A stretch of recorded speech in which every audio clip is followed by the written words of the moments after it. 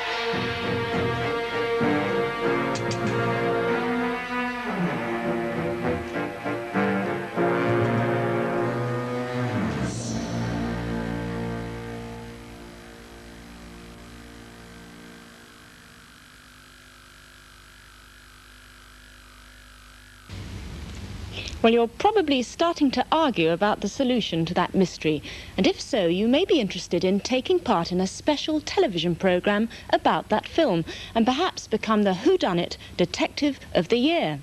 Well, you could qualify if you can solve who murdered Olga Denorenko and Guy Sterling, Kurt Steiner and Andrei Kalsinov, and if you can think of a suitable name for the space mission in no more than 12 words.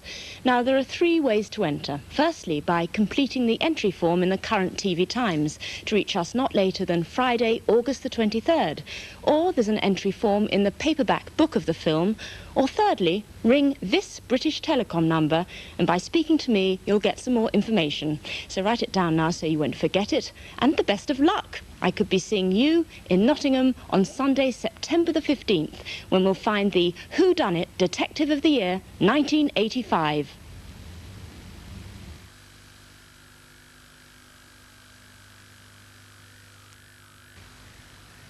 To Sweeney? They're gaining on us! We've got to stop them! Or a couple of old pros pulling a fast one into fast lane with the KGB? Morecambe and Wise meet to Sweeney, 2 great teams together for Thursday Thrills, 8:30 on Central. Well, sweet trolley, super moose is tempting in the extreme. So many super things inside an end-of-meal dream. Chocolate is rich and crunchy, or dig that raspberry sauce. So when you can't help yourself, just help yourself to the perfect final course. Roll on Super Moose from the Bird's Eye Sweet Trolley. So, you want to work for us? I only have the best here, you know. First-class people selling first-class products like Walker's Crisps. Oh, you like Walker's Crisps? Love them. They're the ones I always insist on. It's that just-cooked Walker's taste. Oh, my favourites are cheese and onion and prawn cocktail flavours. What an amazing coincidence. They're my favourites, too. Amazing. Well, I'm going to give you the job. You're my kind of person. Don't you insist on Walker's Crisps?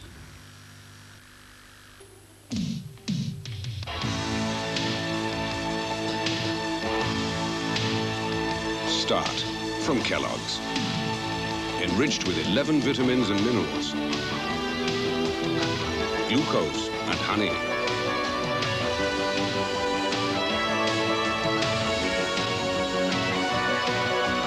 Start from Kellogg's. For goodness and taste, there's never been a more finely tuned cereal. Only Twix wherever you go. Only Twix wherever you know. You need the longer-lasting smile of the longer-lasting snack. That's the difference in the Twix in the Twin Twix pack. Crunchy shortcake, delicious caramel, covered in thick milk chocolate. That longer-lasting snack with the longer-lasting knack of making you smile. It's the Twin Twix pack. The longer-lasting smile of the longer-lasting Twix, the longer-lasting snack. This commercial is not for my company. It's for the people who deliver our products. We send out thousands of parcels to shops and stores all over Britain. We use Royal Mail parcels for reliability, security, and prices that business can afford. Same price for a 300-mile delivery as for 50. But don't just take my word for it. You could prove it with 50 parcels delivered free. The Royal Mail Parcels free trial for businesses. Phone 01 200 0200. Test our strength.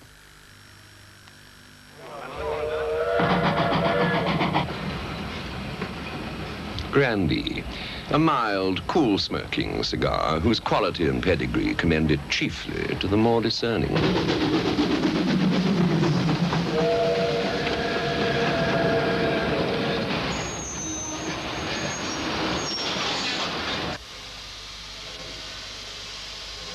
No one's too grand for a grandee.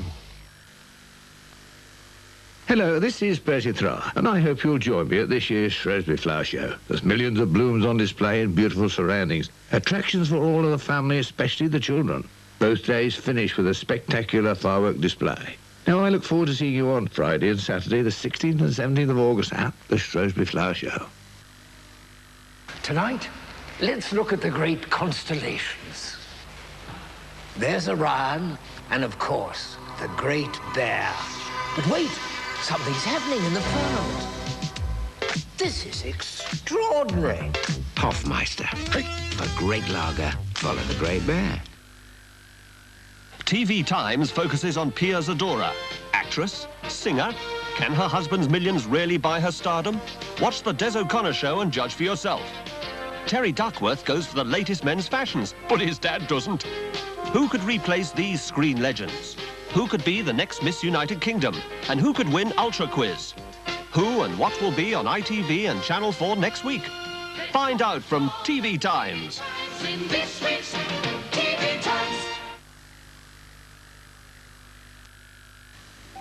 The rich and the beautiful live their own lives, make their own rules, set their own standards. Are you the third or fourth richest woman in the world?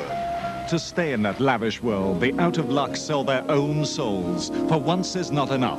Friday's Kirk Douglas star movie at 10:35 on Central.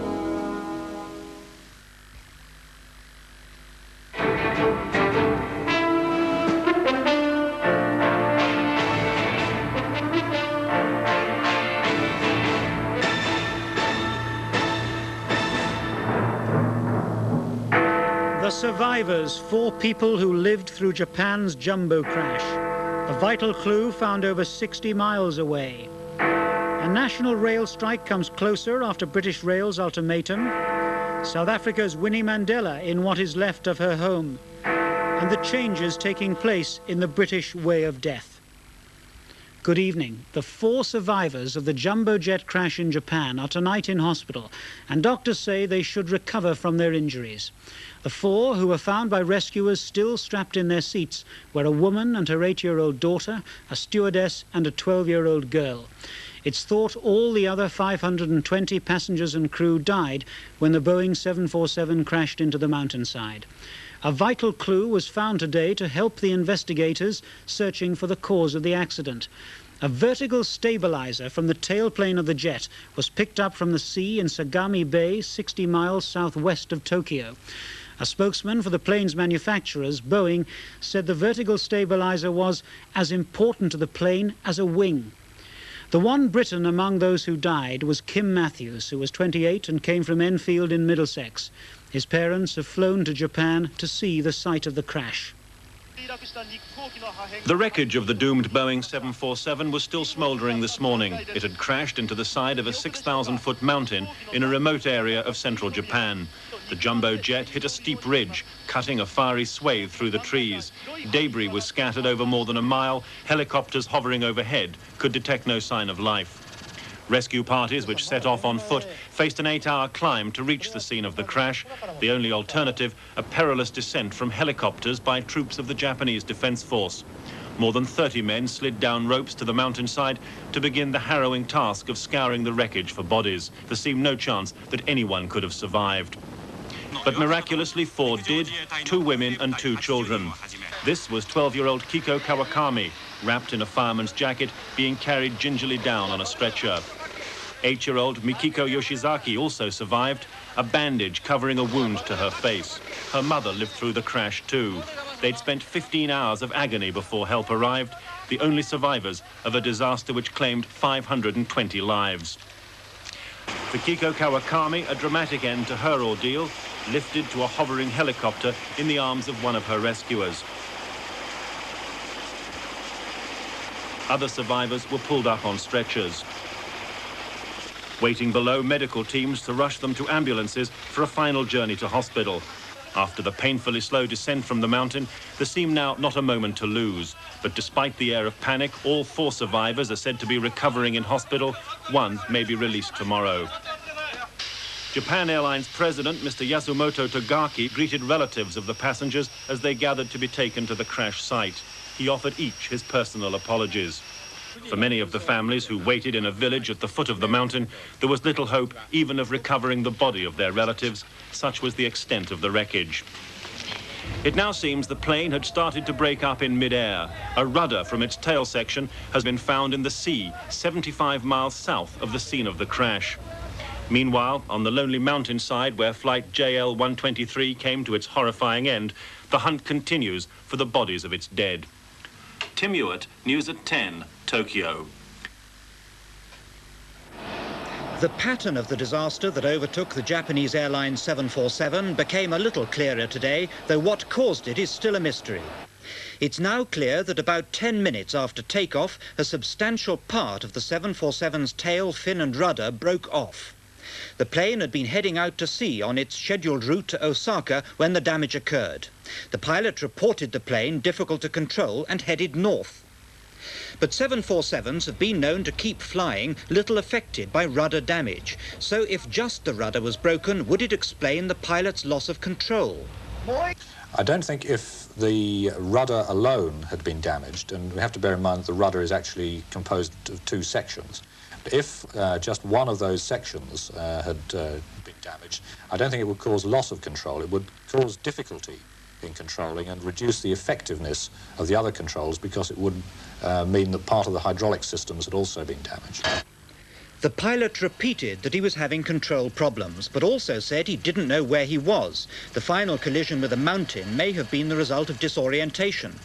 Pictures of the wreckage scattered on the mountainside in Japan showed the tailplane with a section of its elevator control missing. If the horizontal stabilizer was also damaged, then there would be a rather more serious situation because there would be some asymmetric effect. It would cause damage on one side only and not on the other. And that would compound any difficulty in keeping the aeroplane stabilized and going straight. The pilot of the doomed jet reported serious damage to his rear passenger door. If it had broken, pieces could have smashed into the tailplane and been deflected up to the rudder. A Tokyo TV station, though, has alleged that the same plane was involved in an accident 7 years ago involving the tail section, though this has not been confirmed. Other airlines still express full confidence in the 747 and are expected to stick to normal maintenance inspections at the moment. A major industrial dispute on the railways looks nearer tonight after British Rail told 270 striking guards to go back to work by Friday or be sacked. The guards at Llanelli, Margam and Glasgow Central are on strike over the introduction of one-man-operated trains. Tonight, the NUR leader, Mr Jimmy Knapp, described the British Rail action as management by intimidation, but said strike action was unlikely before the union ballot later in the month. The row over one-man-operated trains has spread rapidly, today hitting services in the western region. British Rail has accused the Railmen's Union of dragging its feet on the issue, and it's already warned that it won't pay its 180,000 staff if the Guards' action halts the national rail network. I hope that we can avoid a national dispute. This is certainly not our intention to get the rest of the railway involved, but we must make it absolutely clear to the staff concerned with this method of working that it is a requirement of the board that they shall take on these new arrangements. The NUR fears the changes will mean big job losses, and they feel British Rail's latest action is an attempt to steamroller them into an agreement. Well, I'm not surprised. It's just a continuation of the management by threats and intimidation that we've seen over the past 5 weeks and 2 days. And I would say to our members straight away, don't be frightened by it. Stand firm. Show the courage that you've showed in the last 5 weeks. British Rail has apparently been given government blessing for its get-tough policy with the railmen. And unless the Railmen's Union is prepared to back down over the introduction of one-man-operated trains, it does look as though a national rail stoppage is very much on the cards. Mark Webster, News at 10, Rail House. The government is to pay the New York merchant bankers Lazard Frere a further £875,000 as compensation for releasing Mr McGregor to become chairman of British Steel. It means his services will have cost the government more than £3 million in the past 6 years. The Industry Minister, Mr Norman Lamont, said Mr McGregor had made an outstanding contribution to British Steel's recovery. The Shadow Employment Secretary, Mr John Prescott, said it was almost like paying Attila the Hun for sacking Rome. When Mr McGregor took over at British Steel, the government knew it was going to cost a lot. Under the controversial deal, they had to pay an initial transfer fee and then a performance-related further fee. The transfer fee was $675,000. Today's figure is another $875,000. But it's less than the $1.1 million it might have been had not BSC made losses of more than $400 million last year. The irony is that it wasn't the higher figure because most of Steel's losses were because of the miners' strike, which Mr McGregor presided over. But with the Coal Board, his company fee isn't related to performance. They get $1.5 million so long as he completes his term of office next year.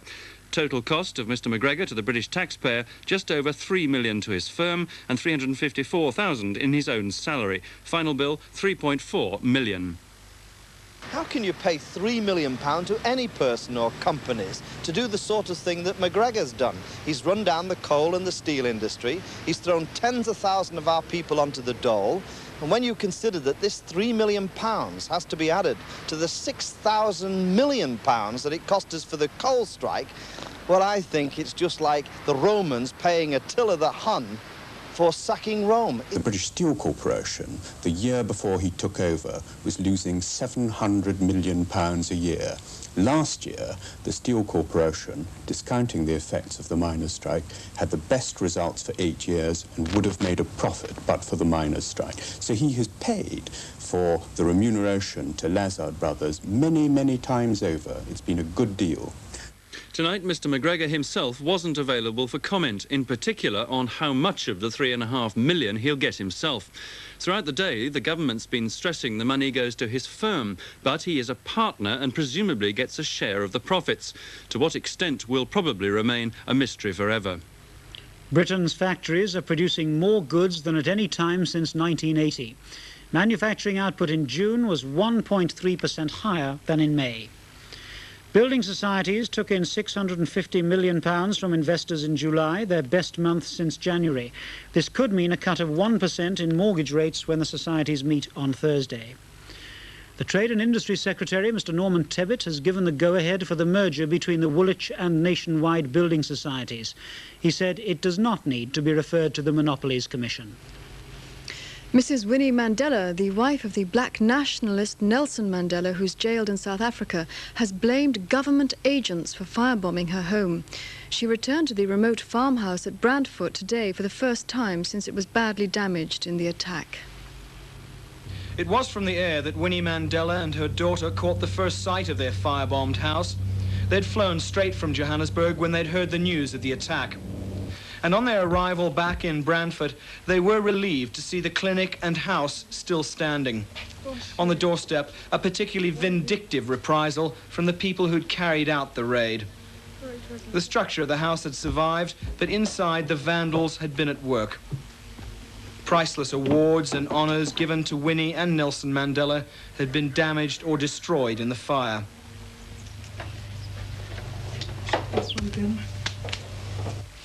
The bust was a gift from Senator Edward Kennedy. The destruction of her home came just a week after police threw tear gas into the house, but no remorse from Winnie Mandela. She'd always regarded the place as a prison anyway.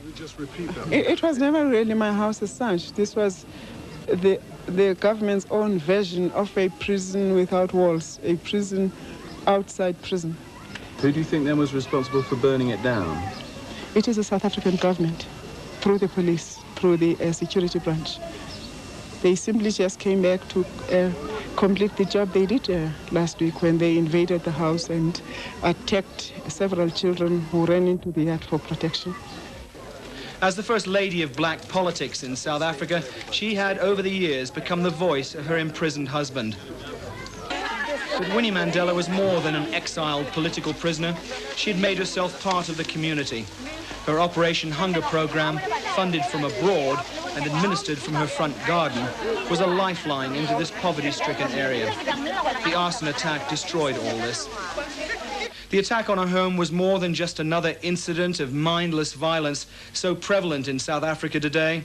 This was also the destruction of a place that has, over the years, become a symbol of opposition to the state. Peter Sharp, News at 10 in Johannesburg. Richard Branson's Virgin Atlantic Challenger has had a setback in its race to smash the record for the fastest Atlantic crossing. The boat raced to its first refueling stop in less than 12 hours, but was delayed for nearly 2 hours because of faulty equipment at the second one. They're now underway again, heading for the third refueling stop, 800 miles off Ireland, but they're only just ahead of schedule. 25 miles out in the Atlantic off Halifax, Nova Scotia.